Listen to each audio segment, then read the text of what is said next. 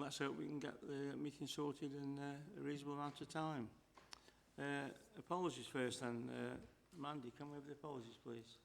Thank you, Chair. I've received apologies from Councillors Edgeler, Hayden, Hewitt and Wilkes.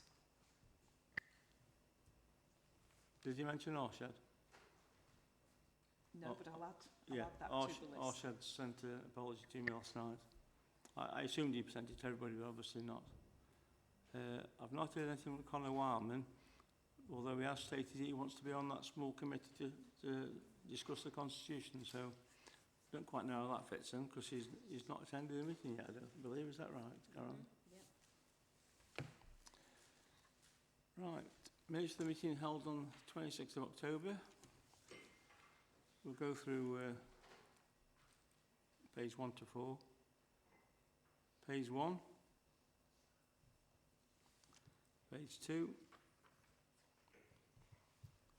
Page 3.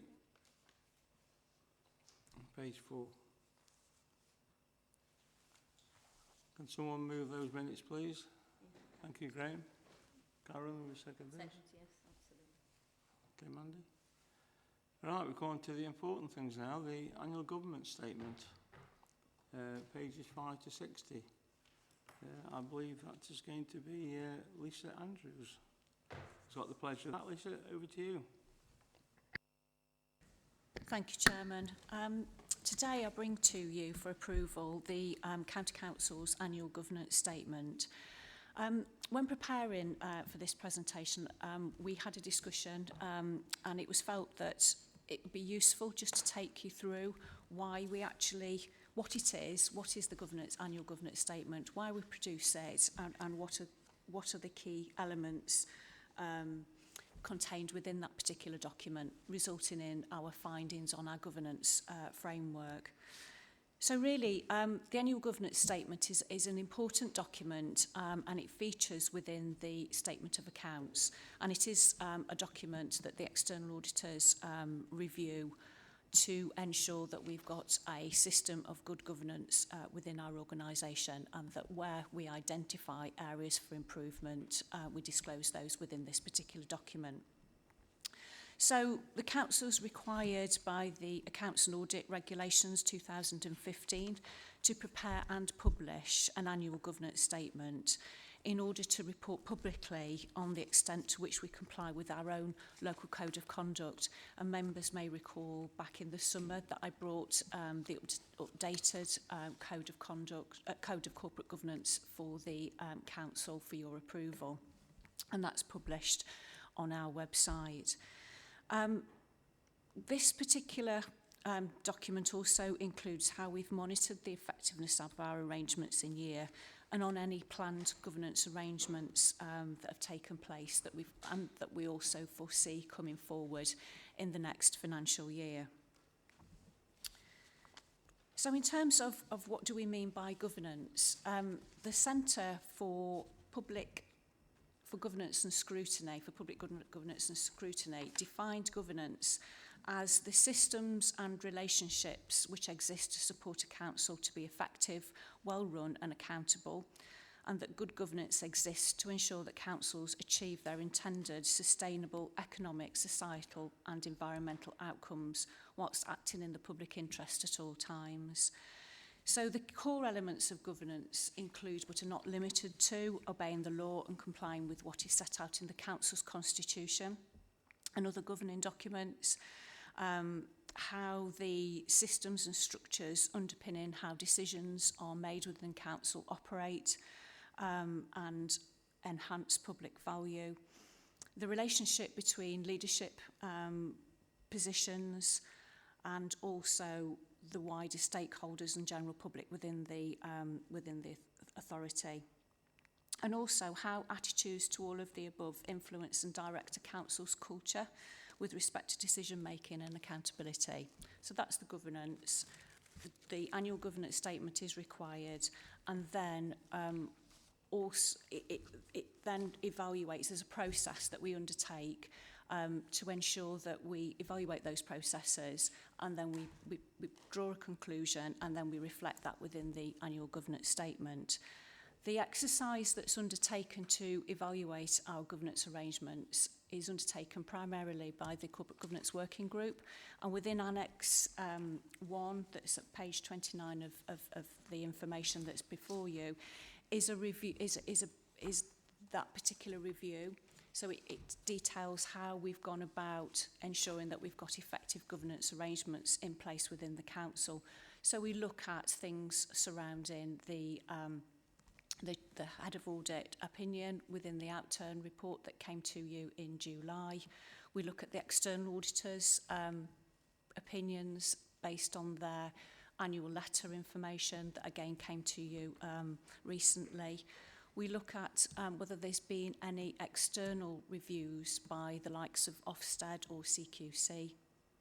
We also look at our own internal annual reports that also come through to this particular committee, such as the information security report, the health and safety report that again is coming through to you today, and also the work that we've done in relation to the complaints exercise.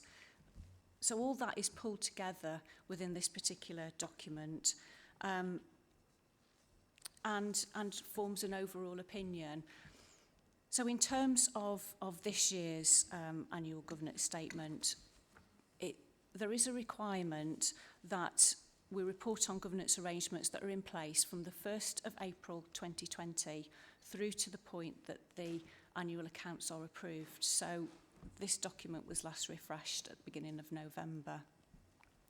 It has been reviewed by our external audit colleagues, and a number of recommendations were made, and they've been incorporated within the particular annual governance statement that you've got before you for approval, together with the annex information, because the two go together. In terms of defining what our significant governance issues are, on page 9, of page 15, which is page 9 of the annual governance statement, we do define what we mean by a significant governance issue. These are in line with previous versions, so we've continued to keep those areas consistent. So as an authority, a significant governance issue for inclusion within this particular document refers to whether or not it undermines or threatens the achievement of organisational objectives. Is it a significant failure to meet the principles and sub-principles of good governance, i.e. those that are contained within the Code of Corporate Governance? Is it an area of significant concern to an inspector, external audit or regulator? Has the monitoring officer, Section 151, or the head of audit or the audit committee recommended that it be included within the governance statement? Fifthly, is it an issue of public or stakeholder concern? And finally, is it an issue that cuts across the organisation and requires cooperation to address it? So they are our principles that we use in order to frame the information that's contained within this document.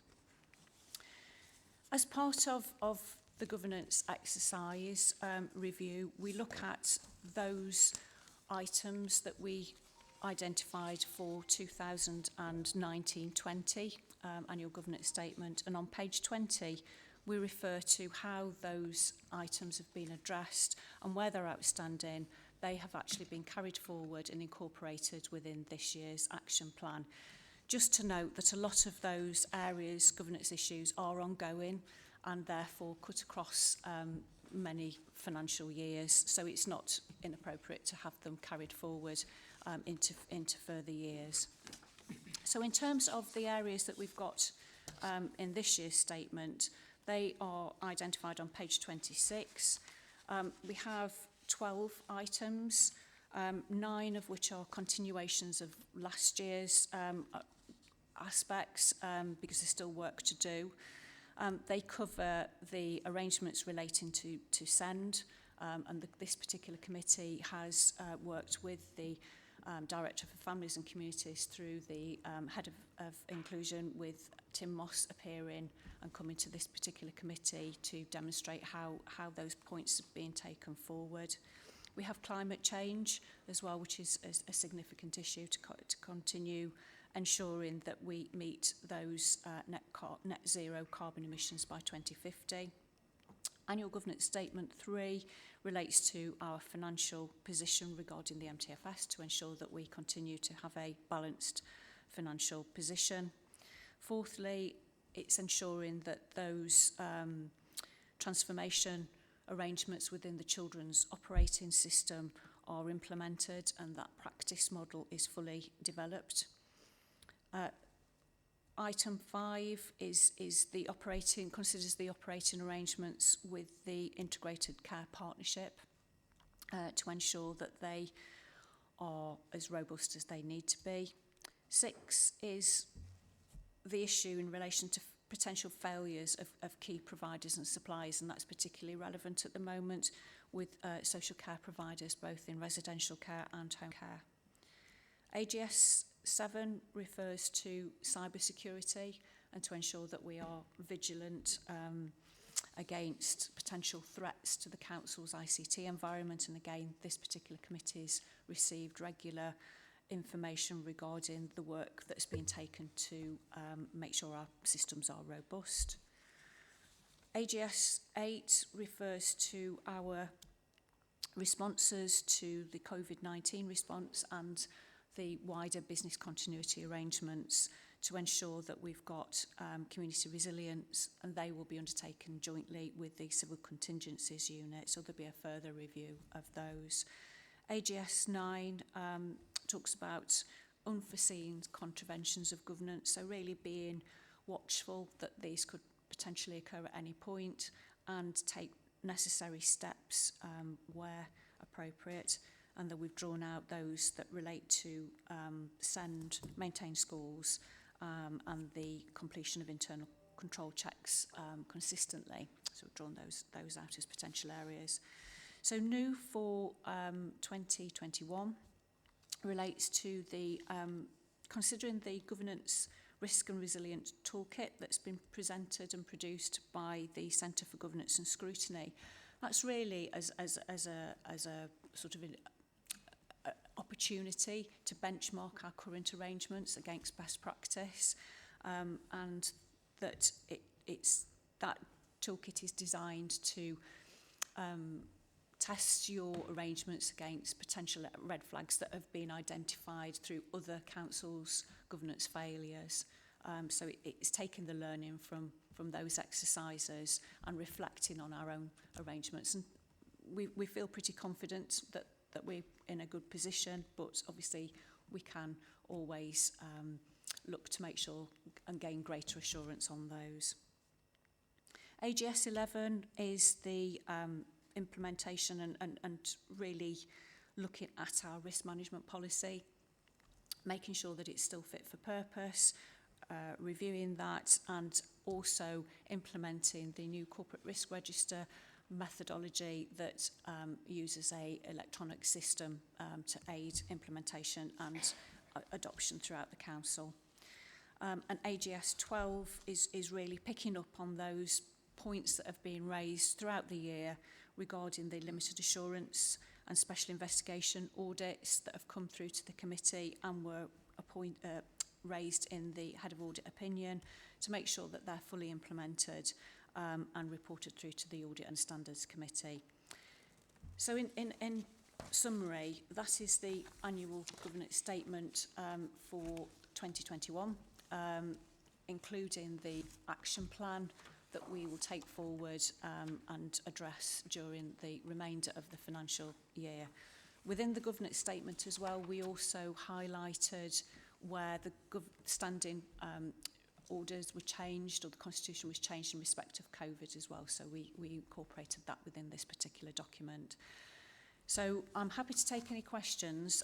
The recommendation is that the annual governance statement is formally adopted. Thank you. Thank you, Lisa, for that presentation. Have any members got any questions to ask Lisa on the annual governance statements? Caroline, I knew you'd have a question. Firstly, Lisa, thank you very much for this statement. It gives me reassurance that good governance is in place here, so thank you. On page 11 and 31 shows what, I can't remember now whether it was, it's the chart that shows what we've looked at in the past, what we have, those charts, what we have to look at and what's a choice to look at. And I think we've covered most of these throughout the last sort of 5 years, definitely. But I've never seen anything come to us about staff survey, staff recruitment, job evaluation and description. And that is something that has worried me for a while, because we do have some very, very good people high up who know this place inside out and know their stuff inside out. But are we recruiting the right people to move in place for the future is what. And I've always thought maybe it should come here. Thank you. In response, we do look at the recruitment processes and procedures and also job evaluation. They are actually in the annual plans, so it's considered as part of the audit planning process, and you would gain assurance through that mechanism. And in terms of assurance with regard to how we recruit and have we got the best individuals,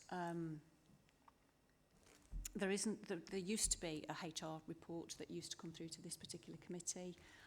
I'll explore that with John Tradewell and with Sarah Getley as to how we get that assurance through to the Audit and Standards Committee through the assurance framework mechanism. Thank you for that. And yes, obviously we'd like to adopt this. So, thank you. I'll go with this one instead. Might be a little bit easier. Again, I think this is such a comprehensive and detailed document. There was some reference in the first part as well about how the legislation has obviously changed, and I think it would be an opportune moment to recognise how versatile the staff have been in the response to that, and it's testament to the fact that the report is being produced. I would say I am personally hopeful that legislation may change so that we do have opportunity to continue what we were doing before as far as remote meetings are concerned, but that's obviously not for this particular part. But I would add anybody who has opportunity to support changes in legislation to have those hybrid meetings especially would be useful. Personally, I think there's an enhancement to productivity. But as far as the actual elements in here are concerned, AGS 9, I was particularly keen on to look at the continuing monitoring of that one. And also, if I can, just on page 42, we've got reference to outstanding debt, and I just wondered if it was possible just to give us a little bit more detail on what type of outstanding debts that might be. And also scores non-compliance, if there was a time frame for remedying some of that as well, which is on page 42 also. I know there's a few things. There's a couple of questions in there and a statement about legislation, if I'm being completely honest. But yeah, those would be helpful, just for a little bit more information, please. Okay, hopefully I'll remember all of those questions. Yeah. So AGS 9, yes, we continue to be vigilant. A lot of that comes through the arrangements we have in place with internal audit and looking for governance aspects there.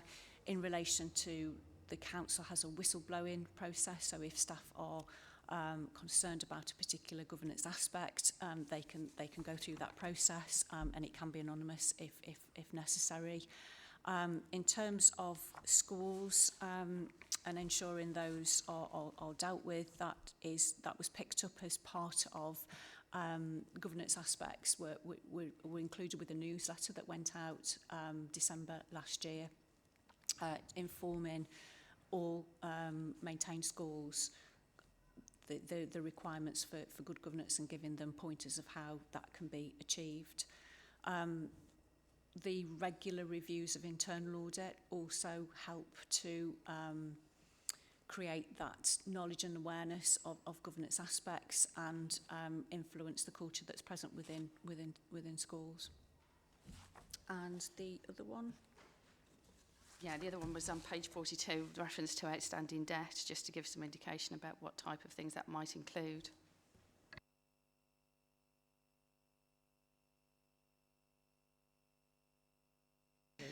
We have got a further review on sales to cash. That particular system will come again through to this particular committee. I think it's ongoing at the moment, so we should have a review on that process. Okay, thank you. Graham? Thank you, Chair. Can I add to Councillor Trowbridge's request, because I would like to see continuity planning put in there. Carolyn was very kind about the senior management, but if we lost 4 senior management in one fell swoop because they were offered better jobs somewhere else, I think this council would be in extreme difficulty. So I would like to see what we're doing about continuity planning, particularly for senior officers. And I'm sure that HR are working on this as we speak, but I would like to know how it's done. Thank you. From my perspective, there's just a couple of things I picked up on. It was nice to be able to see that, obviously down to Rob Salmon's very shrewd management of the accounts. We spent 1.9 million less than what was budgeted for on the MTFS. I know there's extreme pressures on budget. We never get enough from government, as you all know. I don't know, I think we're due to get notification very shortly what we are about to get for the next 12 months, hopefully a bit longer, but at this moment in time I can't rely on the government to do anything right, I don't think. And the other thing was that Children's Services, as you all know, due to the tragic circumstances of the poor lad who lost his life, Children's Services got a good rating in 2019, but we've had no rating since. Now, I think 2 years on is a long time, and I just hope that, you know, hope is one that's coming shortly. I don't know if you can tell me on that, Lisa. I haven't got any latest information or update in terms of when the next Ofsted inspection will take place. I can find that out and circulate that information to members. Unless I just don't want us to be caught out napping. No, people think that there's a good rating, but 2 years on it could fall into all sorts of things. So hopefully it's going to go to an excellent rating, but I would like to know. I'll leave you to that one. Thank you.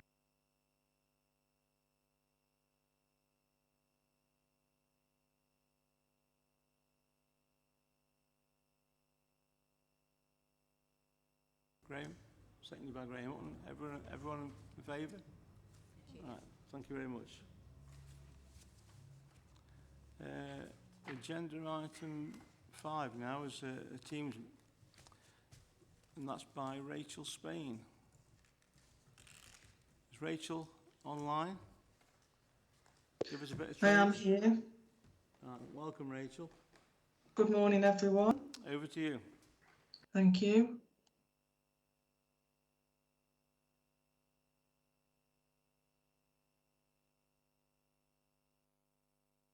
Hopefully everyone can see that.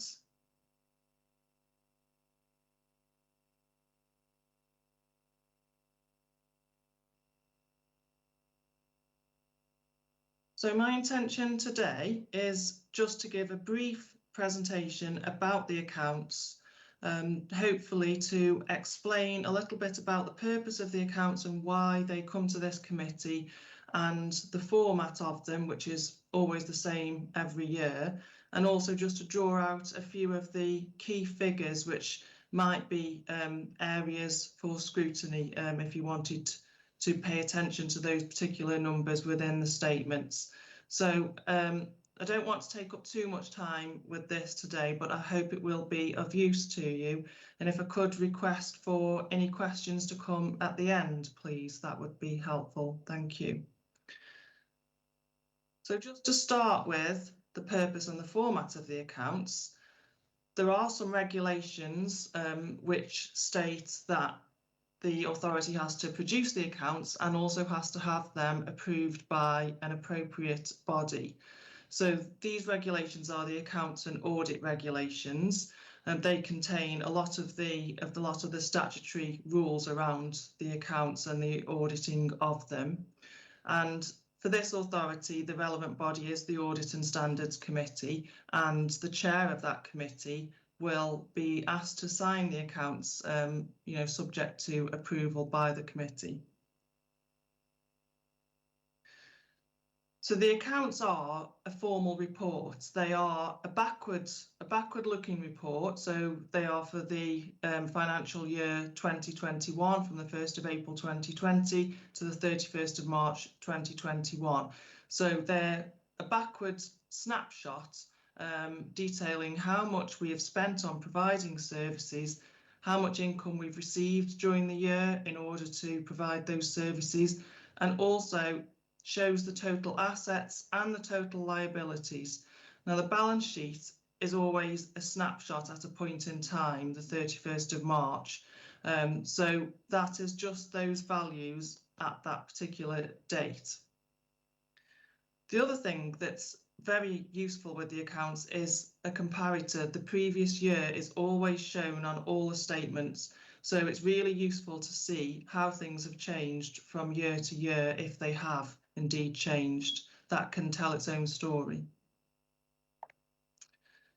So the way we prepare the accounts is by using the lengthy titles, Local Authority Accounting Code of Practice.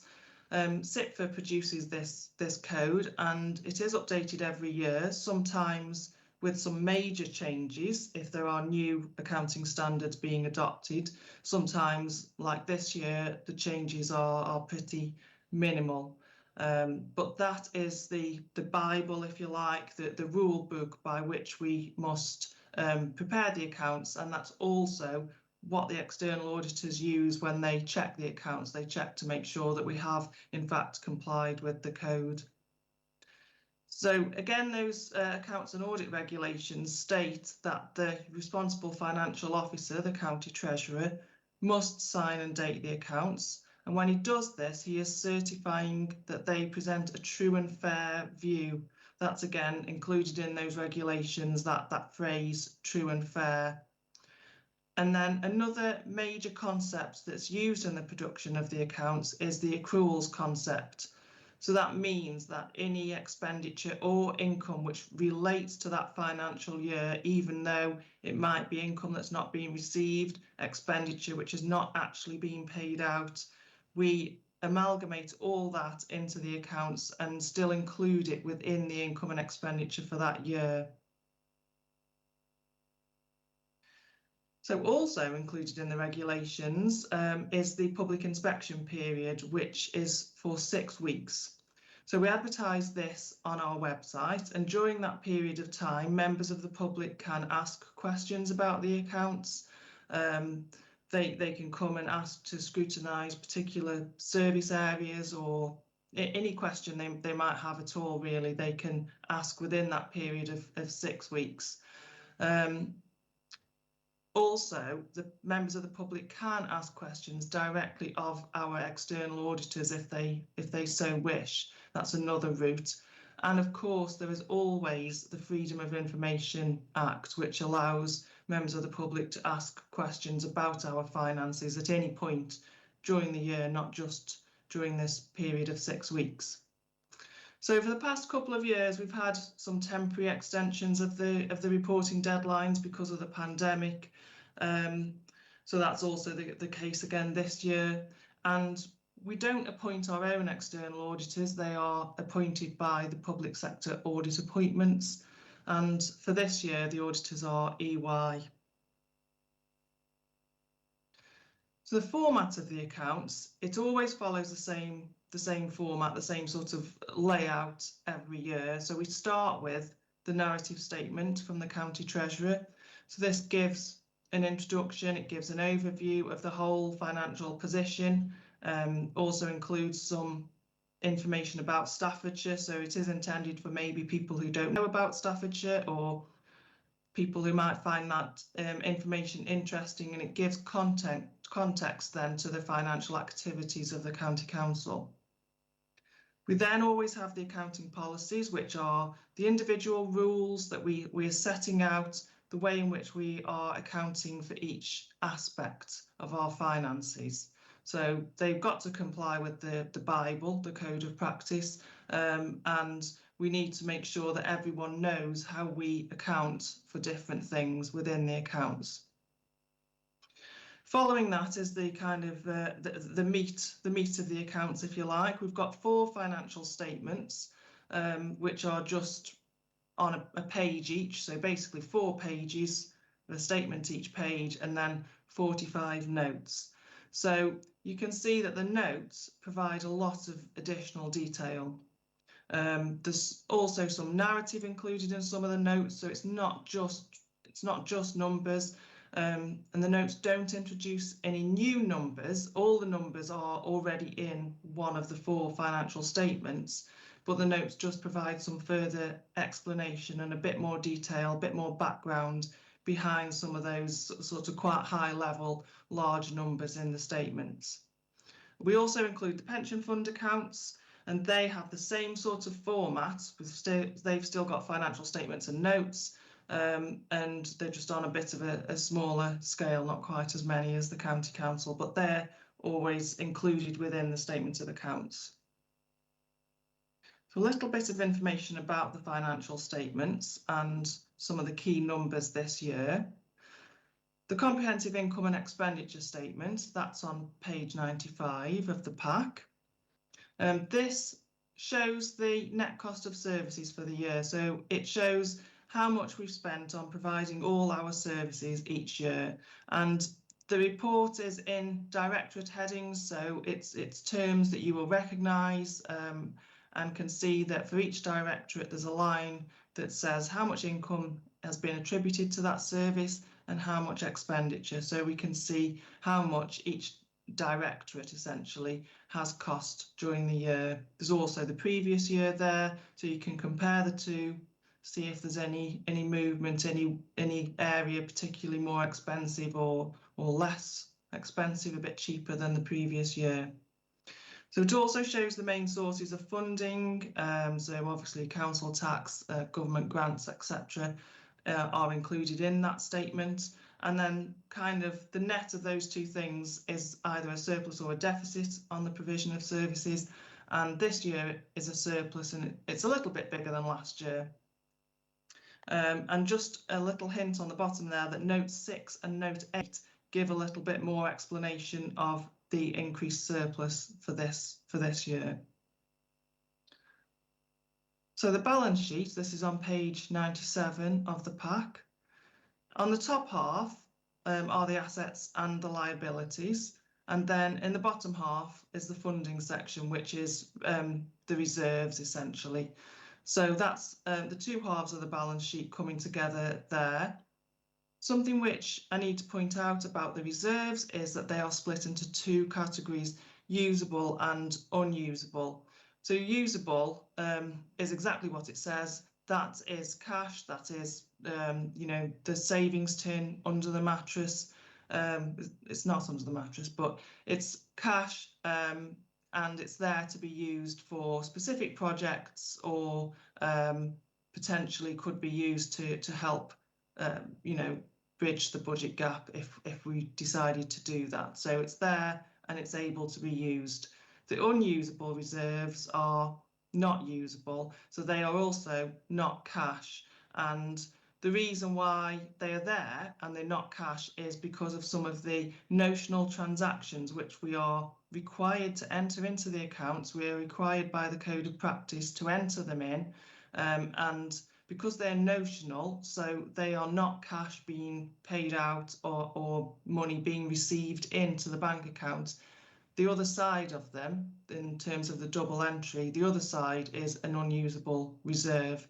I'll explain a little bit more about that in a minute, which might hopefully make that clear. So on the balance sheet then for this year, compared with the previous year, so the net assets have reduced a little bit. I mean, it seems like it's quite a lot, 80 odd million, but in terms of a balance sheet of nearly 500 million, it's small really. So there's a few reasons for this movement, one of which is an increase in the debtors and also in the amount of cash held as at the 31st of March. So that's a snapshot in time. So literally on the 31st of March, that was the value of debtors on that day, and that was the amount of cash in the bank on that day. So on the 1st of April, those numbers would be something else. They would be something different. Also, the pensions liability has increased by a fairly large amount there. The pensions liability is something that the actuary calculates for us and provides us with this number. This is one of those notional transactions, so this is not a liability which we will need to pay out all in one go. It just represents the cost to us of the pensions which we will in the future need to pay out. So in other words, if everyone who was in the pension fund right now decided to take their pensions out, all retired and collected their pensions, that would be the amount we would have to pay out. So it's completely hypothetical really, because in practice it's not going to happen, but that is the amount which we do owe in the future for pensions. So that's why that's one of those notional transactions. There's no cash attached to that. We're not actually paying all of those pensions out in one go. And so the other side to that is one of those unusable reserves. So just taking a look at the bottom half of the balance sheet, the usable reserves have increased, and this is in part due to some unspent grants. We've also got some general balances there, 47.4 million of general balances, which is included within that usable reserves line, and also schools reserves, schools balances 27 million. That's also included in that usable reserves line. Obviously, schools balances we can't use for any non-school services. So the unusable reserves have reduced a little bit. So again, they're not cash backed. So it doesn't mean that we've got less cash because those reserves have reduced. It just means that the net impact of those notional transactions mean that those reserves have slightly reduced. And for more information on reserves, they have their own statement, the movement in reserve statement, and so you can see a bit more detail on that statement and also a bit more comparison with the previous year. So although I said the accounts are backward looking, I thought it would be helpful to also include a bit of outlook, a bit of a forward glance to see what kind of things are impacting on our finances, because the accounts are a formal report and they're produced annually, but obviously they're just one part of the many financial activities, checks and balances that we have that are monitored and produced on an ongoing basis throughout the year. So something which is an area of audit focus, and it's included in note 1 to the accounts, is a going concern assessment. So it's very important that when we prepare the accounts, we believe that the County Council is a going concern. So in other words, it's not going to stop functioning at any point in the near future. We don't have any evidence for that. We only have evidence that we can continue to provide services as we are doing. Obviously, the pandemic wasn't just limited to that financial year of 2020-21. It's continuing into the current financial year and very possibly into the next financial year as well. So that is something which is monitored all the time, where we expended some additional expenditure on things like infection control and test and trace, that sort of thing. We have received mostly additional grant funding to cover this. So although the pandemic has increased our expenditure, we have had funding for that, and it's not too much of a financial concern. So we continue to monitor the budgets all through the year and produce quarterly forecasts, which are reports to Cabinet. And the latest forecast at Q2, which went to Cabinet in October, showed an underspend of 1.9 million in the current financial year. Obviously, we'll continue to monitor that until we get to the end of the year and we have the actual answer in terms of the outturn.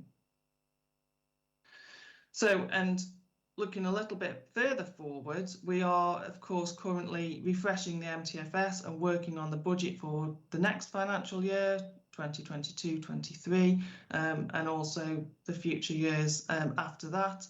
So we are including some of the recent government announcements, so especially around social care. There's been the white paper, and also previously an announcement on the cap on care costs. So all those different government initiatives are then being wrapped up and included in the refresh of the MTFS. Reserves are also reviewed. That's a responsibility of the Section 151 officer to review the reserves, and that's included in the MTFS report. And just for information there, the next MTFS report will go to Cabinet on the 5th of January. So the pension fund. So the pension fund accounts are included within the statement of accounts. They're at the end, just from page 166 onwards in the pack there. They follow the same sort of format as the County Council's accounts, just not quite as many pages. And obviously we include those in the statement of accounts because we are the administering authority for the pension fund. And just a couple of points there to make about the pension fund is that, firstly, most importantly, the cash of the pension fund is kept entirely separately from the cash of the County Council. So it's really important that we do that for obvious reasons. And so that's something which, no pension fund cash features in the County Council's accounts, and equally no County Council cash features in the pension fund accounts. Also, the pension fund produce a separate annual report which has a lot more information in and much more detail on their accounts and their activity during the year. So that could be an area of interest. Just a quick snapshot in terms of the pension fund and how it's increased in value. So again, just bear in mind that these are snapshots in time from the 31st of March at 1 year to the 31st of March the next year. Obviously quite a significant increase there for the pension fund, but the annual report will contain some more information and further details on that and how that's come about. So that was all I wanted to say to introduce the accounts to you today. If you have any questions. Any questions, members, to Rachel? I'd like to thank you, Rachel, for a very comprehensive and clearly reported to us, so many thanks on my part. I'm being looked at, so I will speak. I'd just like to approve it. Thank you. It was brilliant. One second that approval, please. Right, everyone second it. We'll go down for Bernard. Here's up first. Thank you, members, for that.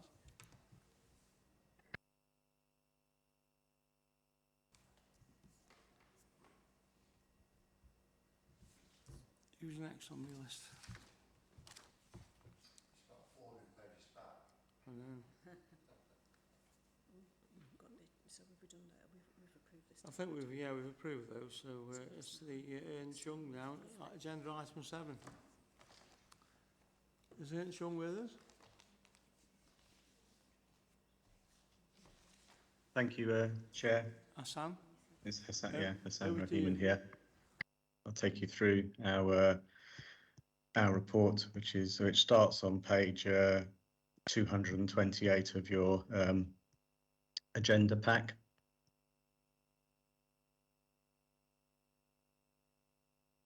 So first of all, in terms of taking you through, propose to take you through the executive summary and then to outline key elements within the report, and happy to take any questions which members may have as and when they arise.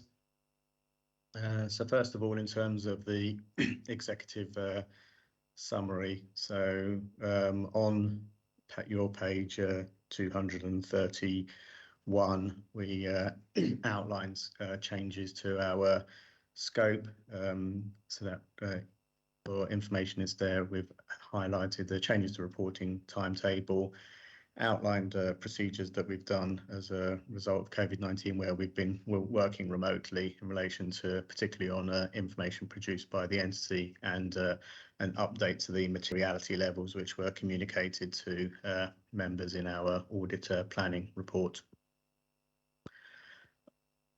On page 232, we outline the status of the audit.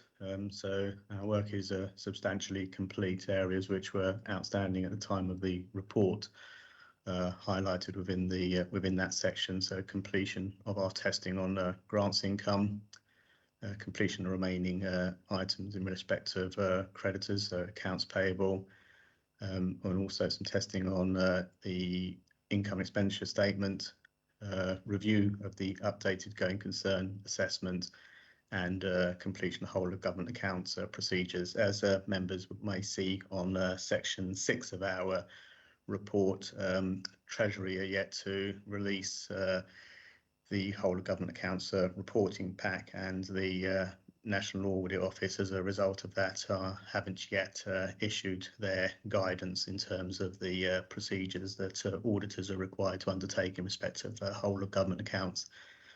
So, you know, that work won't be actually undertaken until the instructions are released. And then we also highlight there the that we need to undertake our closing procedures, which will be completed once those remaining areas are complete.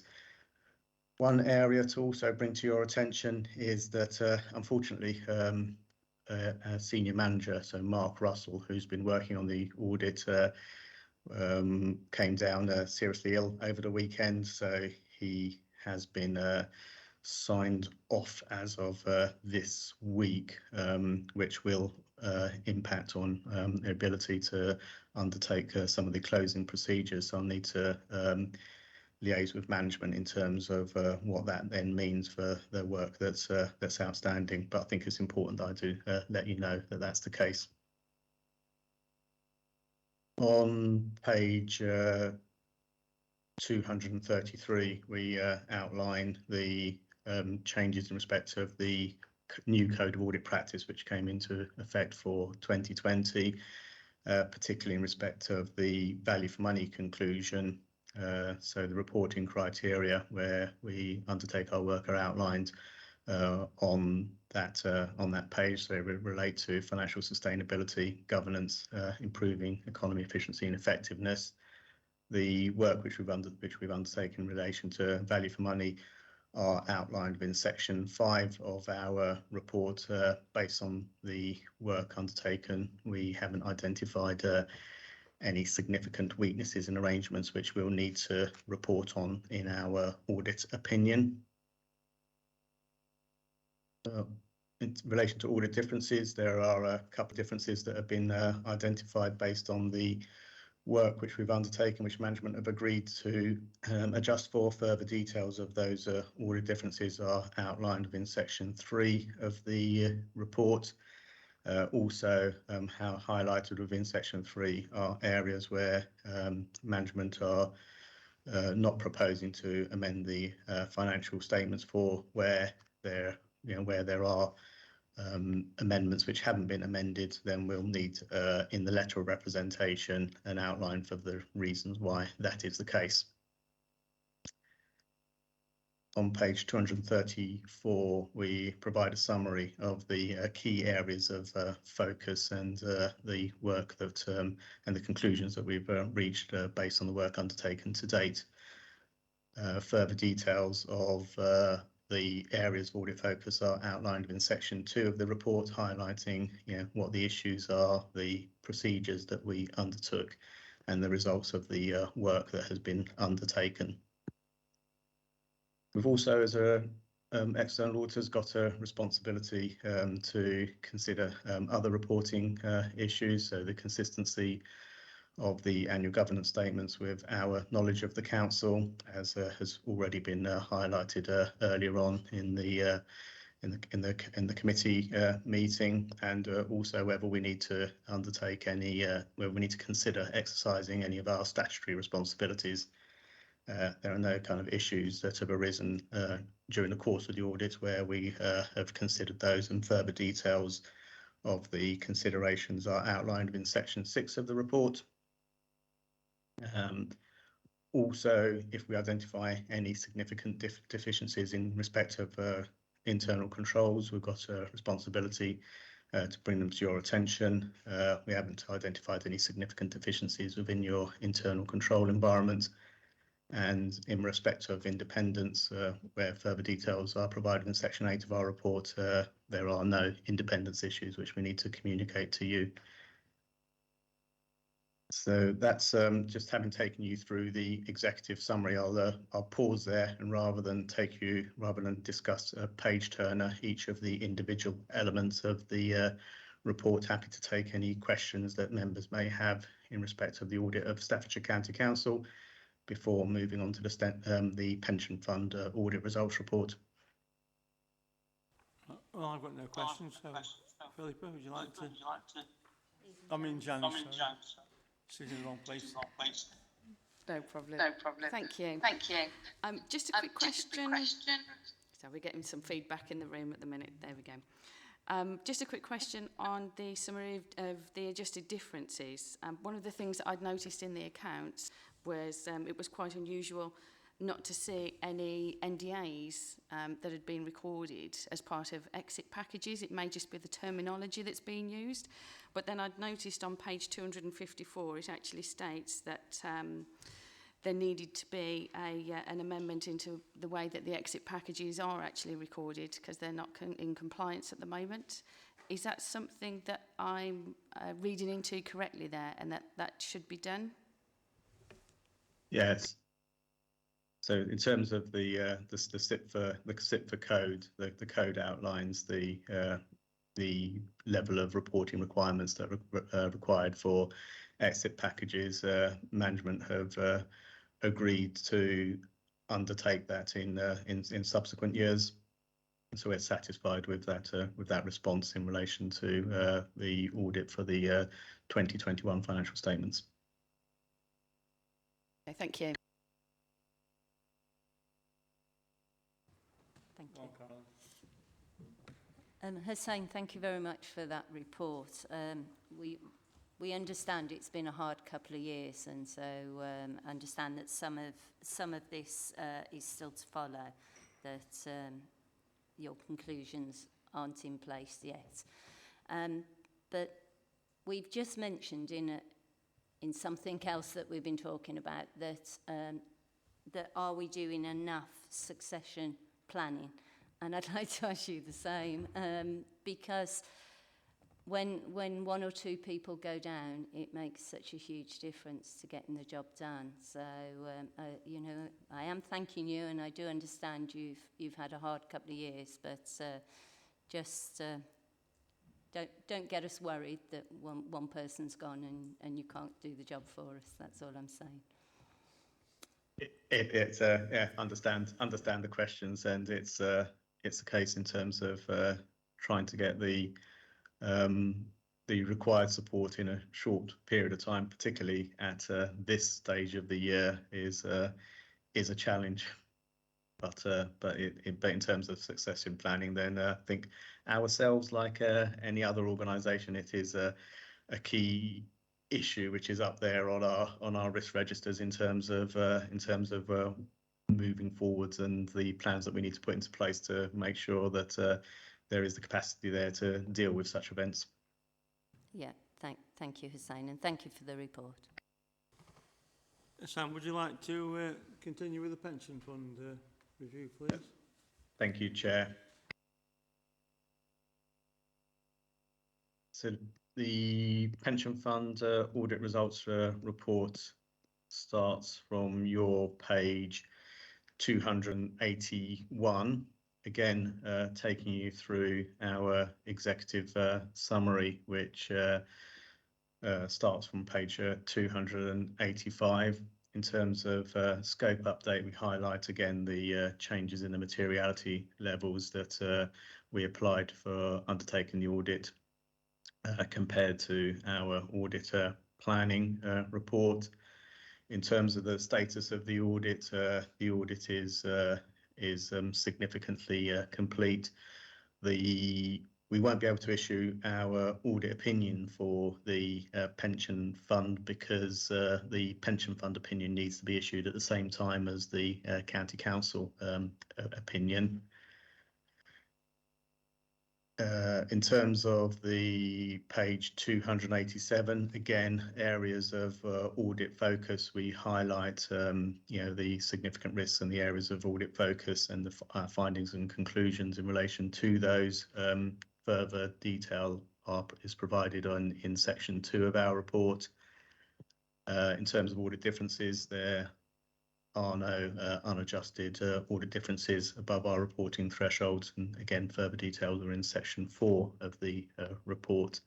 And similarly to the county council, didn't have any control observations or other reporting issues or any issues in respect of independence to bring to your attention, as summarised on your page 288. Again, I'll rather than going through the detail of the report, I'll pause there and happy to take any questions which members may have. Thank you, Hassan. Well, I'm pleased to see that there are no audit differences to bring to our attention, so I congratulate you on that. Thank you very much. Have members got any questions to ask? Janice? Thank you, Chair. More so out of curiosity, really, looking at some of the investments, it may well be that it's not applicable, but if you could just explain if there's any sort of investigations or any statement to be made on the investments and whether they're ethical. I think for ourselves, the investment policy of the pension fund is down to the administration of the pension fund, so it's not an issue for us as external auditors to comment on in relation to investment decisions which the pension fund chooses to make. I don't know if that's one for management. Yeah, I suspected it might be. Thank you. Ethical's in the eyes of the beholder, really, isn't it? What do you class as ethical? You know, I think it's a hard question for him to ask him, really, as an auditor. It's down to the ones who decide to invest the money, really, I suppose. It's a good point, though, I think, Janice, for the people who invest the money, for certainly take on board your comments. Thank you.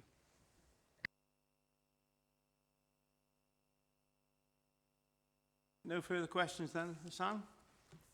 Thank you, Chair. Hang on, Lisa wants just to come in. I've actually had a response in relation to a potential date for the Ofsted review from the director, from Helen Riley. She did say that the Ofsted reviews are normally unannounced, so they just get a week's notice. She did say that they would normally be expecting them next year, but because of the pandemic, Ofsted there's some delays in relation to those. So she's just said potentially she would feel that we're looking more towards early 2023, but that could also be subject to change. But we are just subjected to an unannounced visit. Thank you. Thank you, Lisa. I think there's no further questions, Hassan. Thank you very much, and hope the gentleman gets better who's been poorly. Thank you. Yeah. Thank you, Chair.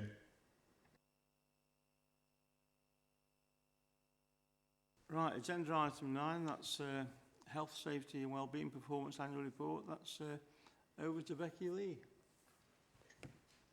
Morning, Chair. Okay, I'll take you through this year's annual report. So a large part of the focus for health, safety and wellbeing over 2020-21 has been in supporting the organisation's COVID response. So the health, safety and wellbeing team spent quite a bit of our time supporting both the incident management team structure and providing chair and leadership in there for parts of that. We also set up the emergency PPE provision for Staffordshire, and in that year over 6 million items of PPE were distributed to support care, schools, charities, other people that needed that PPE to deliver frontline services.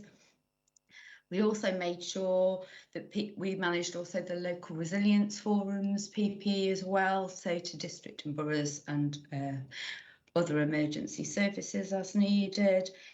We made sure that all the technical advice, because the information around PPE changed quite quickly during that year, we made sure that technical advice was implemented into all the relevant settings and they were clear on the guidance to be followed. We also completed the face fit testing for both our own staff, for care staff in our provided and commissioned services, and supported the NHS as well during the beginning of the pandemic around that. We made sure that all of our premise managers, all of our schools and other managers had the relevant guidance and template risk assessments to manage risks around COVID effectively. We delivered lots of briefings and webinars and other creative ways to make sure that we got clear guidance to our managers, helped improve their knowledge and skills and confidence to manage COVID risks.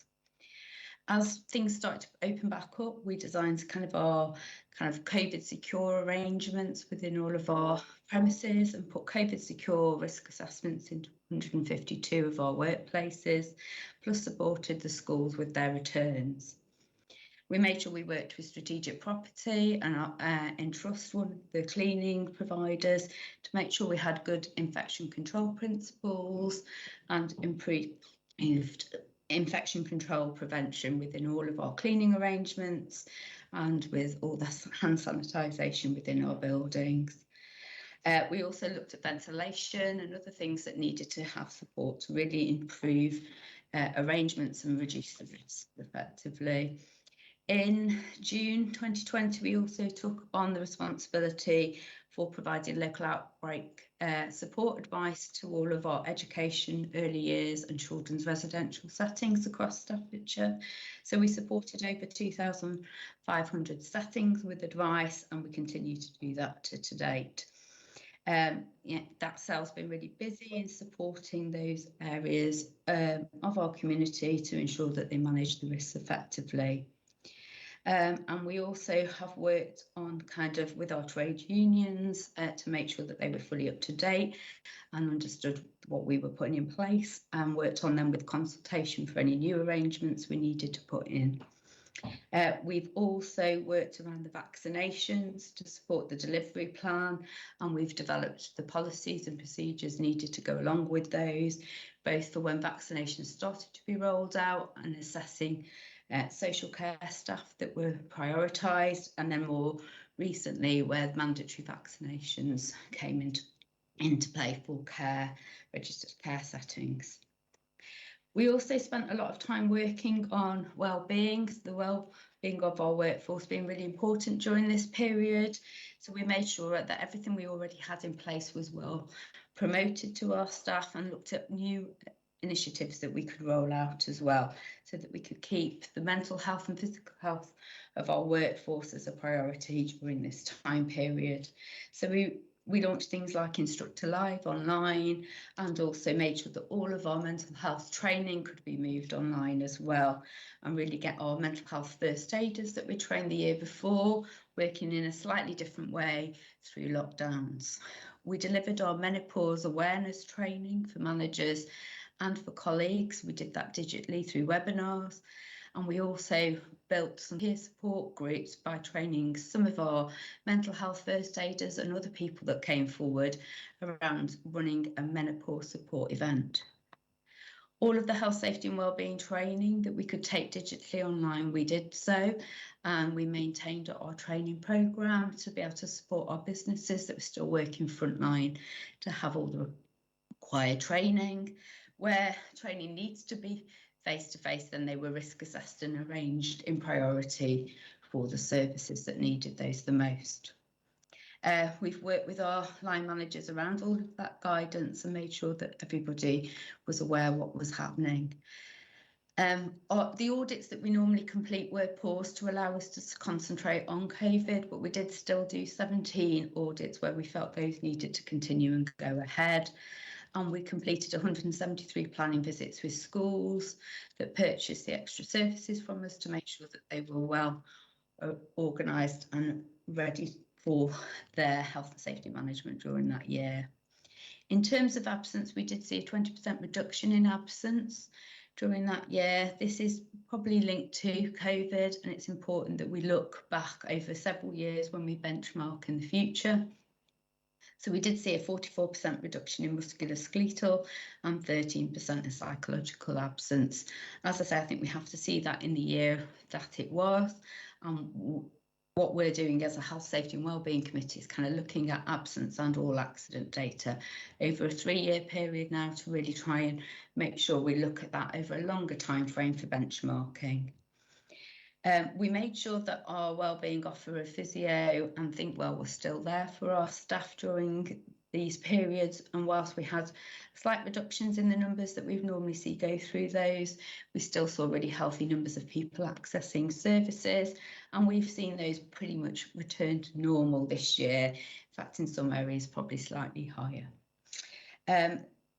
People still found that they were getting really good value from those, and we reported really good kind of percentage returns on Think Well as well. We developed some of our Mindkind resources, with mental health being something we wanted to very much get people to proactively think about, especially during lockdowns. So we built on the materials we had available. Our occupational health services were still well used during the COVID period, only a slight reduction on the year before. And our flu vaccination offer to both school staff and to core county council staff were very much taken up really well. There was some problems getting hold of vaccinations during that year, but our workforce engaged really positively with our flu vaccination campaign. In terms of our audits, I'll say we only did 17 during this year. We have replanned all of those over the next couple of years to ensure we catch up on those, and we are prioritising anywhere where we're concerned about any risks and based on any intelligence we gather. In terms of accidents and incidents of violence, all of those were at a decreased level compared to the year before. This was something we did expect to see, given some areas of the business weren't operating in the same way. Schools were closed for certain periods of time. And as I've said, we are looking back over a much longer period now as well. So our reportable incidents during that year under the RIDDOR regulations were reduced as well, but reduced in line with the number of incidents that we were seeing coming through. In terms of investigations, we still completed investigations where any incidents took place that we were concerned about. We did see some HSE unannounced visits both to core county council and schools around COVID management. We took forward any concerns that were raised by them, and we worked with Staffordshire Fire and Rescue on a presentation to all our schools about balancing ventilation and fire safety risks. And we resolved that to the HSE's satisfaction. And we have been dealing with the HSE prosecution of the County Council around the Isabel Trail and supporting all the materials for our defence around that. And final sentencing is on the 22nd of December, so we will shortly see that conclude. In terms of occupational health, levels of referrals were good, both from core county council and schools, and we have seen those increase as well over the last few months as well. In terms of liability claims, those have remained consistent over the last 3 years, but people do have 3 years to claim, but there's nothing of concern or note within that. In terms of new legislation and key topics for focus during 21-22 of this year, the HSE's main focus is around musculoskeletal ill health and work-related stress. They will also be spending quite a bit of their time around COVID and PPE requirements and ventilation. In terms of our action plan for 2021-22, our focus has remained on making sure we're able to provide COVID response and recovery activities and working on the lifting lockdown arrangements for the organisation. It will still be on providing local outbreak control support, both for the County Council and for education and early years settings. We have several projects in development as well. We are shortly launching the lone worker management system. We have updated and improved all of our fire safety training and arrangements. We're developing a tree management strategy with the organisation, and we're looking at how we can improve digitally some of our services to help digitalise some of our health, safety and wellbeing arrangements. We are still working hard on wellbeing and improving our workforce wellbeing with the new wellbeing strategy launching this year, and we are reviewing a kind of financial wellbeing offering which has just launched to our organisation in November, along with domestic abuse coming in the new year and a review of our occupational health doctor services. We will be maintaining our business as usual activities and increasing the audits that are being completed and catch-up programme. And we will continue to network and stakeholder manage to help support effective health, safety and wellbeing. So I believe it shows a really good year of performance around health, safety and wellbeing, shows the adaptability of the organisation to respond to significant events and manage those in a balanced and effective way. Thank you, Chair. Thank you, Becky, for that comprehensive report. I noticed that in 2020 the claims had gone up from 9 people to 16. Has 2021 continued on that vein or not? Can you give me an insight? To be honest, they're quite low in 2021, so sometimes they balance off. So 19 was a very low year, to be honest. If we look kind of over the other years, they're sort of that early 20s, early 30s, late 20s is kind of average. Graham? Thank you, Chair. Becky, do you benchmark yourself against similar councils in terms of how we perform compared to other councils? I don't know, Cheshire, Shropshire, other sizable rural counties of around about 800 to 1 million people. We have a West Midlands Health, Safety and Wellbeing group that meets regularly to kind of share information. We haven't always collected information in the same way, but there is a project that we've just commenced at our request with some other colleagues to look at how we can better benchmark our data across similar organisations to make some comparisons around things like RIDDOR reportable incidents, number of violent incidents to like social work, things where we can actually compare like with like. So we're having a little look at that at the moment across our West Midlands colleagues.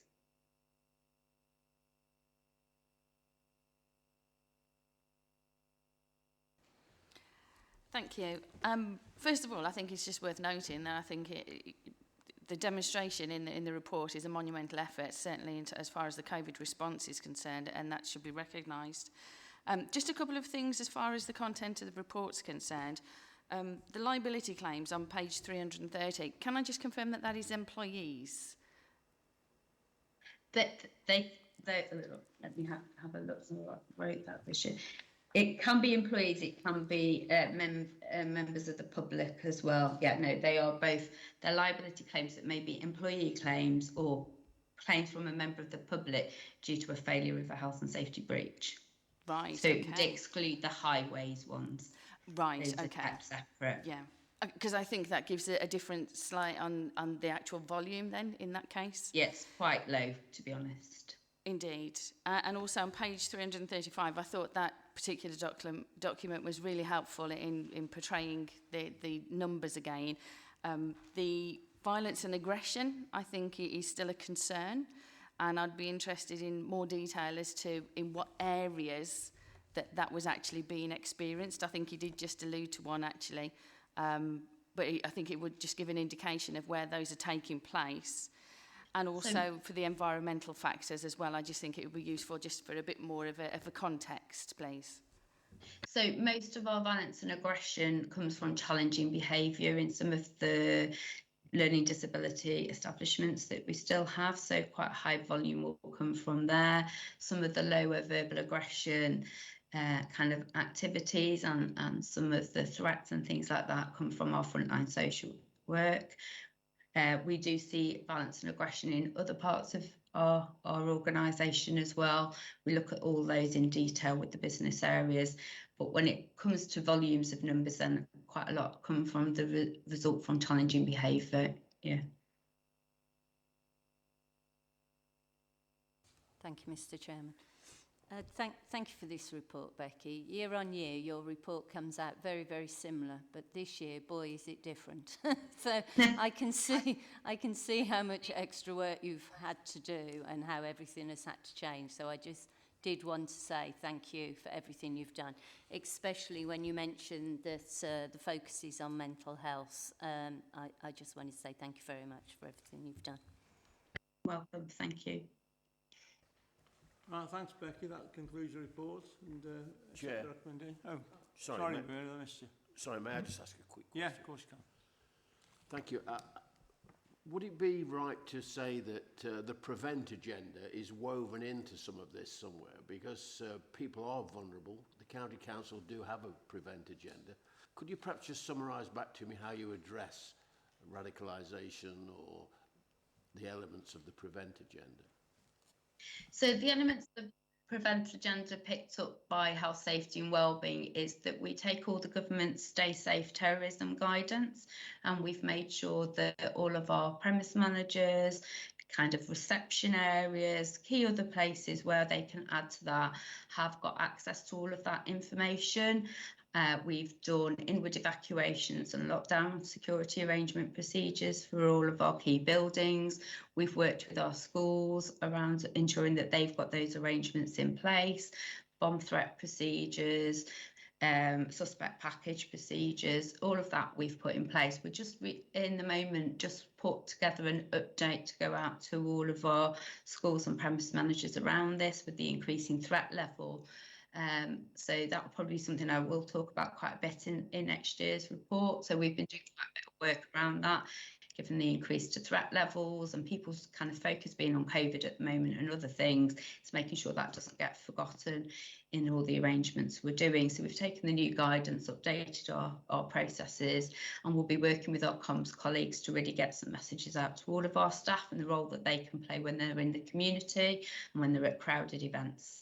So we're doing our part in that. I know some of my social work colleagues will be looking at how they support the vulnerable adults and vulnerable children around that agenda as well.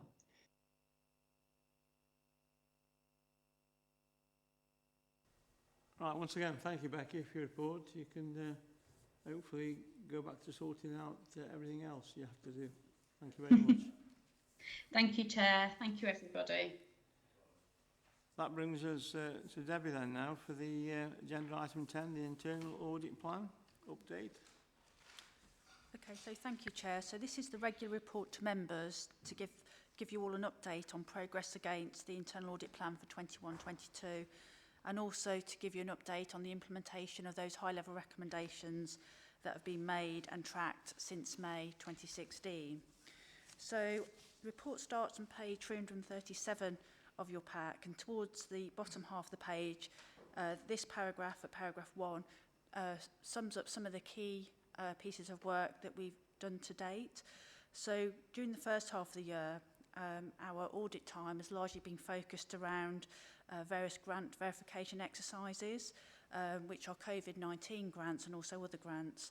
To give you a flavour of the different types of grant work that we've conducted in the first part of the year, it includes things like Infection Control Fund, the Lateral Flow Testing Fund, Test and Trace, as well as other work, grant work, including Green Homes funding, bus transport support, restart grants and EU transition funding. So there's an awful lot of grant work that's been undertaken. Also, during the first half of the year and continuing now, we continue to provide project assurance on some of the key corporate transformation projects, such as the Microsoft 365 project, SharePoint, the new recruitment applicant tracking system, Highways Transformation Programme, the Household Waste Recycling Centre, amongst a few areas.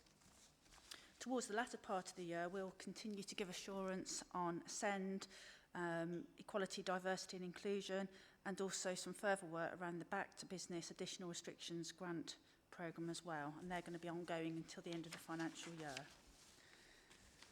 Turning to page 338 of your pack now, so during the course of the year and so far to date, we've had 14 additional pieces of audit work, and as I've alluded to, a number of those do relate to grant works. We've had 8 additional grant pieces of work that's been carried out, which again has its own timescales that we need to conform to. And obviously, as a result of the additional pieces of work, we do have to continually look and monitor our resources against the delivery of the plan. So as a result, we have identified 6 audit reviews to be cancelled so far this year, and we've earmarked a further 5 that may be cancelled. Again, that will be subject to any more natural cancellations that happen towards the end of the year, and also any further work that's required to be undertaken. We do, just to give assurance, we do continually monitor as a management team all of the audit work and delivery against the plan on a very regular basis, daily, weekly, monthly, quarterly. It's constantly looked at. It's one of our main parts of the job, particularly this time of year. However, the 6 audit reviews will not impair our ability to give the annual audit opinion for 21-22. Also, just to say this year, we are on track to meet our key performance targets regarding the delivery of the plan, and also our customer satisfaction survey results continue to be good, with some quite lovely comments actually that we've received this year so far, and our satisfaction rates have been high. On paragraph 4, which is at the bottom of your page on 338 and overleaf on page 339, I've set out in table format where we are in relation to the delivery of all the audits. Also within this report, we also look at the work that we provide to our external clients, and by external clients I mean academy work that we undertake, as well as from the 1st of September we won the provision of the Internal Audit Service for South Staffordshire Council as well, so we undertake that work. And figure 1 on page 340 of your pack gives a status position in terms of where we are with the delivery of all those pieces of work. In terms of the second part of this report is in relation to the implementation of high-level recommendations. So back in May 2016, we implemented an electronic recommendation tracking system, and since this date, we track all recommendations. So I suppose quite interesting to note that since May 2016, we've actually made over 3,000 audit recommendations. 79% of those have been fully implemented, which means it's great in terms of improvement to the control environment. We do, however, have 14% of those recommendations that have yet to be implemented. And of those, though, which is quite pleasing to note, there are only 2 high-level recommendations that are outstanding and overdue. And those details of those 2 recommendations are in Appendix 2. And when I get to Appendix 2, I'll give you a further update on both of those. The management team are currently conducting an exercise in relation to recommendation tracking, because we have recently implemented a new audit management system called Pentana, and clearly we want to ensure that the recommendations that are migrated over into the new system are current and still valid. So we're currently going through quite a stringent cleansing exercise to go through all of those and to ensure that all of our recommendation tracking is up to date. This exercise will go on for about another month so far, and hopefully we will then, obviously what's left that we need to track will be imported into Pentana. So moving on to Appendix 1 on page 345, this sets out in a bit more detail those audit exercises that have been cancelled. And I do note Councillor Trowbridge's earlier comment in the meeting about job evaluation. We have cancelled this audit for this current year. However, we will endeavour to do this piece of work early on in 22-23. Moving on to Appendix 2, which is on page 347 of your pack. The two overdue high-level recommendations both relate to SEND. However, I have very recently, unfortunately not in time when this report was being produced, had an update from the Assistant Director for Education Strategy Improvement in relation to the first overdue recommendation. The sub-scheme of delegation has now been updated in line with the recommendation. And the second recommendation in relation to the variation to the procurement regulations, that has been drafted and that was approved by SLT back a little while ago. So both of those are now considered implemented. Chair, I'm happy to take any comments on that report. If not, I would like members just to note progress in both the plan delivery and the recommendation tracking. Thanks, Debbie. Janice, would you like to? Yeah, again, I think the level of detail in here is really helpful, supported by your commentary as well just now. And the fact that you can respond to having that many grant audits, I think, is also testament to that too. And I noted with some of those that had been delayed or weren't taking place, that was actually at the request of the department that you were going into as well. So I think that's worthwhile just stating. As far as the outstanding recommendations, can you just mention a little bit more about the chase and close? Because I think it's anticipated that there will be a number that will be taken off. Is that in a negotiation process with the departments where those recommendations were made? Thank you. Yes, so we're currently formulating our own methodology and plan for that, which we're going to agree with Lisa. So we are trying to obviously chase and chivvy as much as we can the services to put in place the various actions as they'd initially agreed.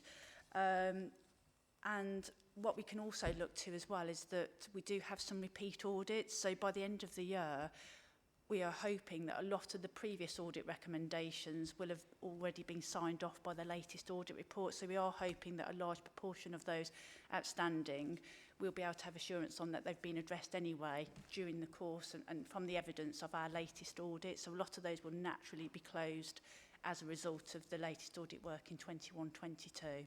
Those that are outstanding, though, we will migrate into the new Pentana system and track in the normal way. And the new Pentana system very much works in real time. So rather, at the moment, our current system relies on the auditor sending out an email to go, have you implemented your recommendation? Where the auditees will be able to go in as and when they've done it and update. So it's very much a real-time look at recommendations.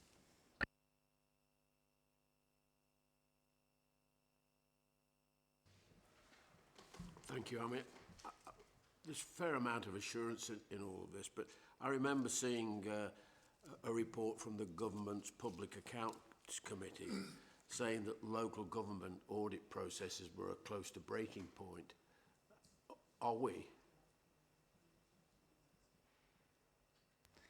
I think that comment may relate to external audit rather than internal audit. I do think from an internal audit perspective, it has been another challenging year, having to respond to all types of COVID-related assurance work that we've had to do. I'd like to think that we've stood up to the challenge as well as any other internal audit service.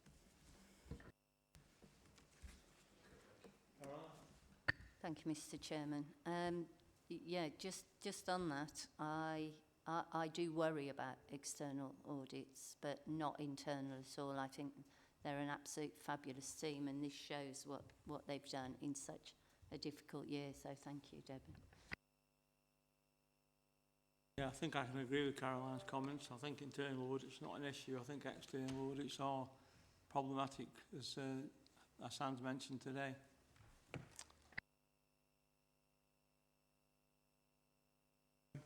We'll move on now to, we're back to Lisa to give us agenda item 11, future options for local public audit arrangements. Over to you, Lisa. Thank you, Chairman. Quite an apt topic now, given the last couple of comments. Yeah. So this particular paper outlines our options really. Members may recall that in the Local Audit and Accountability Act, it brought a close to the Audit Commission and established arrangements for how local authorities would be able to appoint their external auditors and the setting of fees incurred as part of that arrangement. So there were three broad options at that point, which was to appoint your own through the well, there was legislation behind which said basically three options: appoint your own through an auditor appointments panel, join with regional colleagues, other bodies to jointly procure your own external auditors, or to join a sector-led body to do it on a national scale. So during 2016, that sector-led body was nominated through the LGA to be the Public Sector Audit Appointments Authority, or PASA for short. And the first appointments were made then for the external auditors from 2018-19. So, and those appointments were made for 5 years, for the future 5 years. So, taking into account the vast majority of local bodies opted for the sector-led body procurement exercise and went through that arrangement. And those 5 years for the audit financial years ends on the 31st of March 2023. So we're now in a position to repeat that exercise and to make a decision as to how we appoint our external auditors. The role PASA appointed EY based on the procurement arrangements. So again, we have three options that are available to us, which are outlined at paragraph 4 on page 352. All of those three options require a local auditor to be appointed no later than the 31st of December 2022. So that's the December preceding the 1st of April of the first financial year that it's applicable for. So the first year of accounts will be 23-24 that will fall under this new arrangement. It is recognised, and it's been highlighted earlier in the discussion, that the external audit market has got significant issues, and that there are a number of reviews ongoing with relevant recommendations to address the robustness of this market across the whole of the public sector, because it also applies to NHS bodies as well. So in terms of the three options, option A is to make a standalone appointment by the council, and that is done by complying with legislation that sets out the requirements to have an auditor panel, have appoint independent members to be part of that panel. It is actually a costly option. It will cost at least £15,000. That was the and that's before you've actually engaged an auditor as well, so that there's limitations to that one. Option B is the join with other bodies locally to have a regional auditors panel. That obviously requires you to engage with other partners to do that. And to date, sort of soft market testing is that there isn't much of an appetite within Staffordshire, and the vast majority are indicating a preference for option C.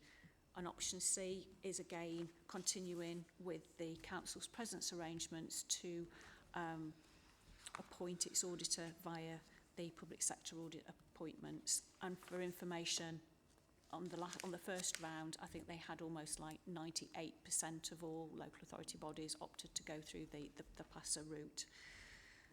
This route avoids the need to directly undertake the audit procurement and ongoing contract management. You've got the authority, PASA, to be able to undertake that for you, negotiate and meet all the timescales, quite tight timescales, in order for the organisation to have an auditor appointed by the 31st of December 2022.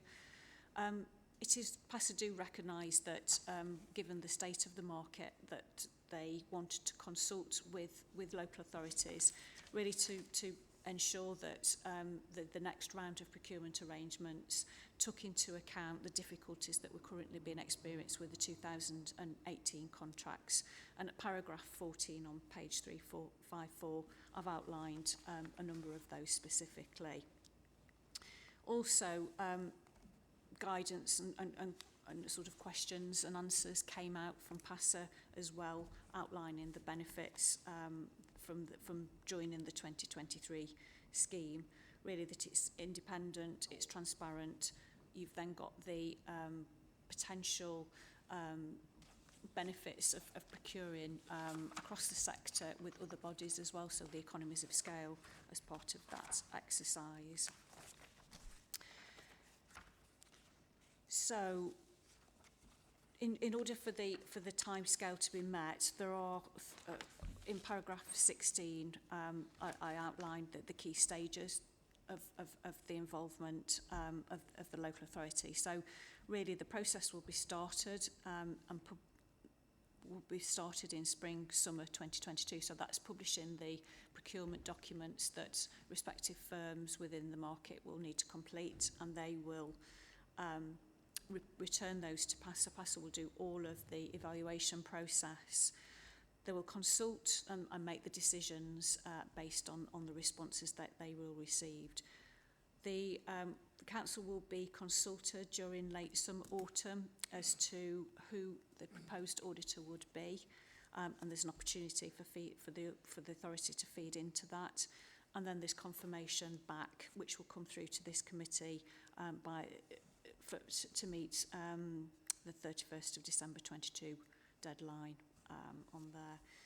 So Regulation 19 of the Appointing Regulations 2015 states that you may only accept an invitation to participate in the PASA exercise, and that decision has to be taken through full council. So depending upon the recommendation of yourselves, that will then need to go through to full council meet their deadline by the 11th of March 2022. So it means that it will go through to the February council following endorsement by the committee. So a paper will need to go forward from this committee to full council recommending the option to be taken.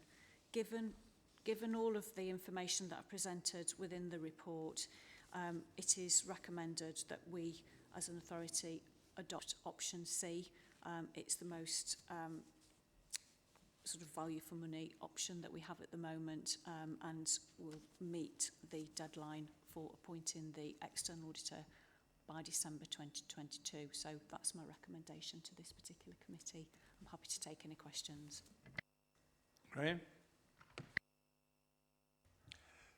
Thank you, Chair. To me, option B isn't on the table because nobody wants to play, so that's dismissed. It's a matter of, do we go with the 2%? Do we have any information on the 2% that went their own way? Were they successful? Did they get the auditors that they wanted? And that's the sort of crucial question, because if we have no information on that, I think we have to dismiss the 2%, which is option A. And we're only left with option B. And while money's tight, I think wasting money on a procurement, I would feel 15,000 is the minimum. It could be 50,000 and take up an awful lot of time. And we're also going to have to set up another committee to overlook that, and that will waste members' time when this works. And do understand there are worries about external auditors' capacity, but this report says that is being looked into. So for me, unless you can give us some information, Lisa, on how wonderful it was for the 2%, then I think we don't have any option. Thank you, Chair. Thank you, Graham. I think I could totally concur with your point of view there, Graham. Any other members want to say anything? Caroline? Thank you, Mr. Chairman. Yeah, it's a no-brainer, option C. Yeah, I think it's absolutely right and proper, though, that it's all been documented as to what the alternatives are, but in reality, there are no alternatives. Someone move the recommendation to full council then? Right. Bernard, do you want to say anything? Right, okay. So, Bernard, Carol. Okay. Is that okay?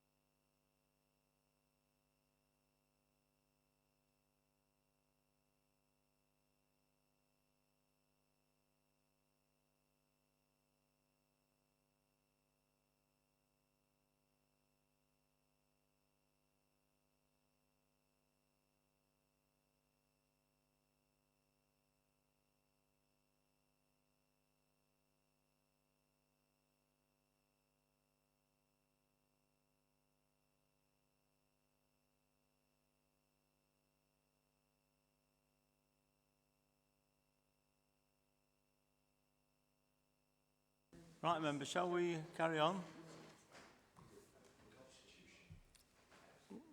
We're now on to the agenda item 12, Constitution Refresh Working Party.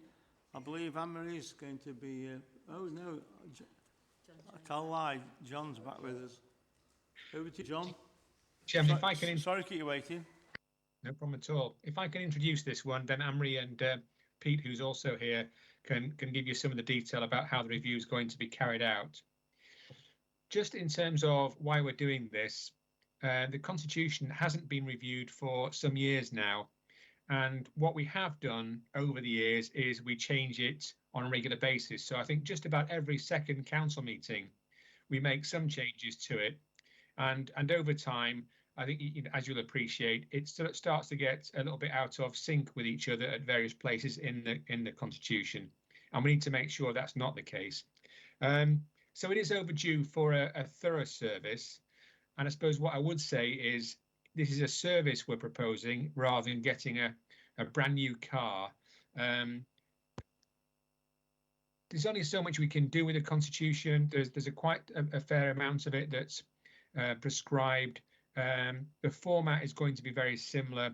So it is very much in terms of giving it a good service. Again, just to sort of manage people's expectations, this will never be a page turner. It will be a long, complicated, detailed document that sets out in great detail how the council works.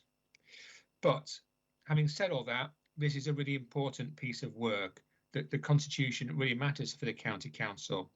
It needs to set out how the authority governs itself, who makes decisions, how those decisions are made, how we ensure transparency in decision making, how we ensure that our decisions are well scrutinised. So it is really important, and it's really important this is member led. It's your council and it's your constitution. So we therefore are looking to recruit a group of you to work with us, if that's possible, on how we do this piece of work. I think I do appreciate that the drafting of this type of document isn't necessarily something that comes naturally to most members. It's not something that they join the council to do. But I think members can make a real contribution to this, and particularly give us a steer on some of the things that we need to think about as we're going through this review. The kind of decisions that members should make versus the kind of decisions that officers should make. The sort of, how much public involvement do you want in your processes? There are sort of possibilities there for us to consider.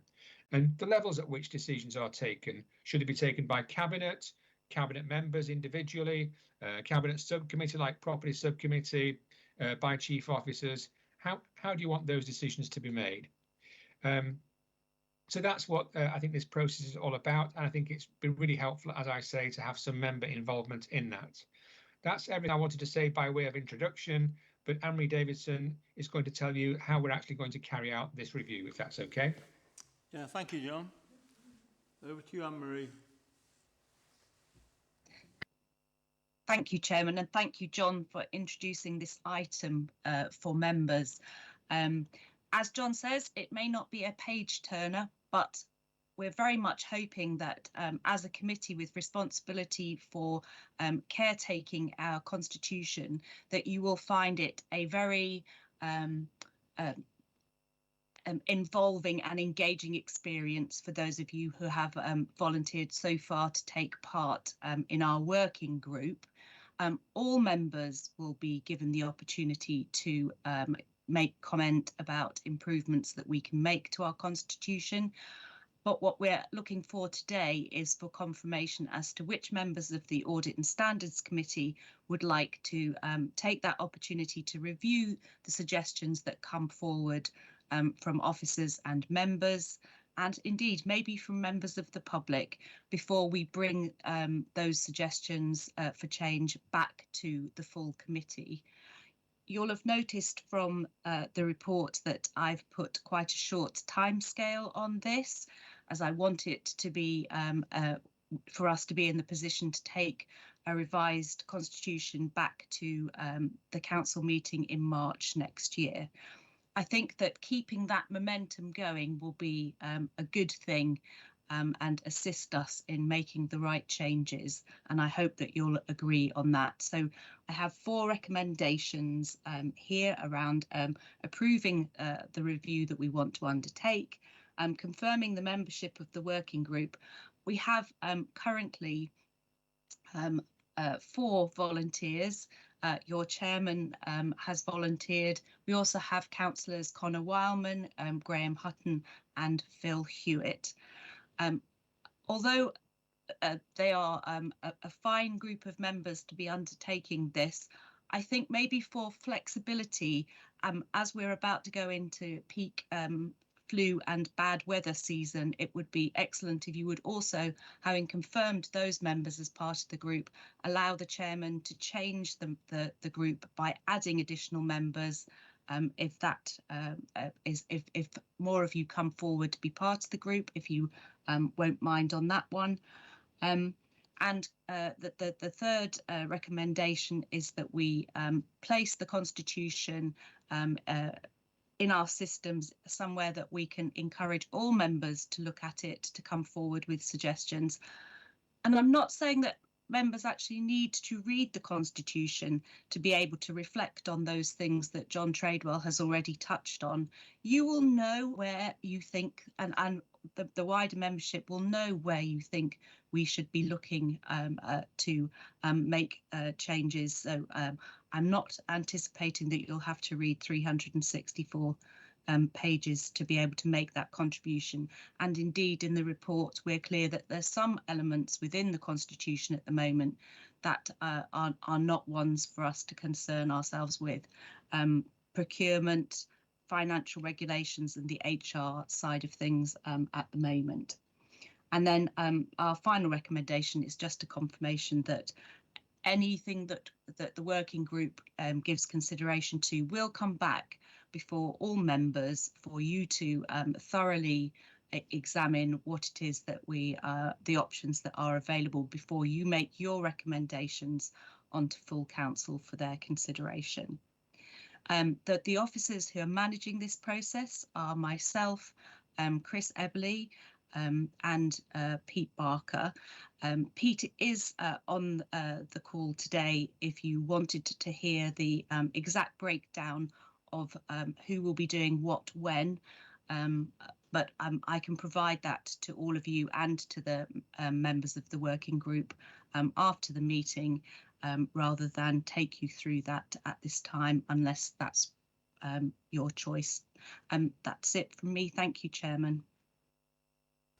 Thank you, Anne-Marie. I think you've explained that fully from my perspective. Anybody got any questions for Anne-Marie? Carolyn? Thank you for that, Anne-Marie. I am a little worried that Connor's name's on there when he's never attended an audit meeting yet. I would much prefer if Peter and Janice, Bernard and Janice, who attend every audit and standards meeting, put their name down for, and I'm happily on there as well. So if you're sure, but I'm worried that you'll arrange a few meetings and there'll only be 1 or 2 there, that's all. I'm very keen for that not to be the case, Councillor Trowbridge. As I say, if we can have some flexibility, that would be excellent. Councillor Wyman has actually put his hand up and said that this is something he is very interested in participating in. But I'm also very happy to have other nominations today.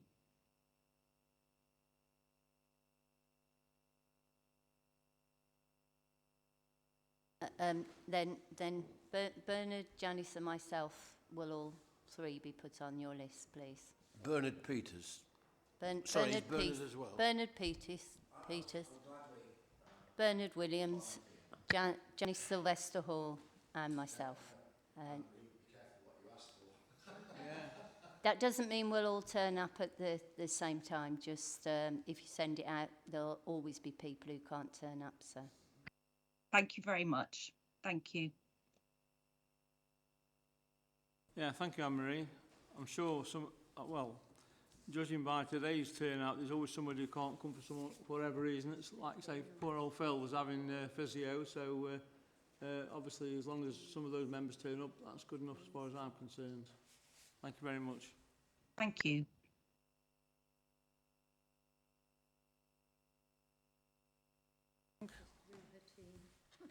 Thank you, Chairman.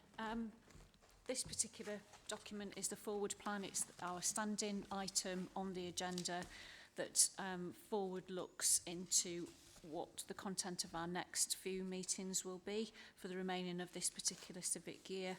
We are also working towards the dates for next financial year. Those dates are going into diaries and will incorporate an additional 2 meetings really based on the evidence and the experience of this year's processes. So the proposed agendas for the 22nd of February, the additional meeting on the 22nd of March and also the 26th of April are attached for information, and I'm happy to take any questions regarding the content.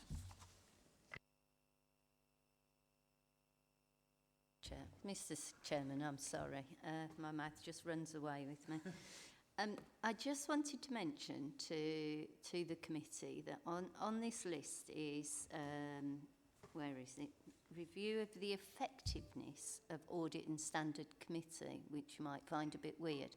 But actually, when that happens, you'd be really shocked at the difference this committee makes. So for the ones that do turn up every committee, thank you.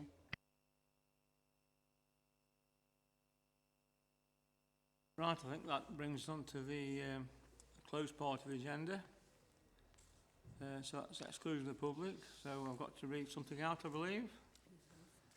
That the public be excluded from the meeting for the following items of business which involve the likely disclosure of exempt information as defined in the paragraph of Part 1 of the Schedule 12A as amended of the Local Government Act 1972 as indicated below. Thank you.